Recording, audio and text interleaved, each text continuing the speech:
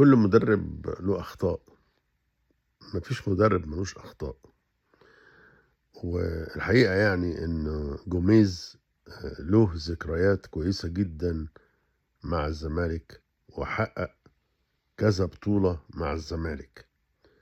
آآ يعني أنا مش هاقعد أعدّهم، إنما واضحين زي الشمس، بطولات دخلت التاريخ، ويعني يصعب عليّا إنه يمشي. الناس اللي بتنتقد علشان ما نزّلش فلان والّا طلّع فلان والّا راكن فلان والّا اضطهد فلان، الكلام ده أنا ما أحطّوش عقبة أو ما أحطّوش علامة سودا في تاريخ أي مدرب.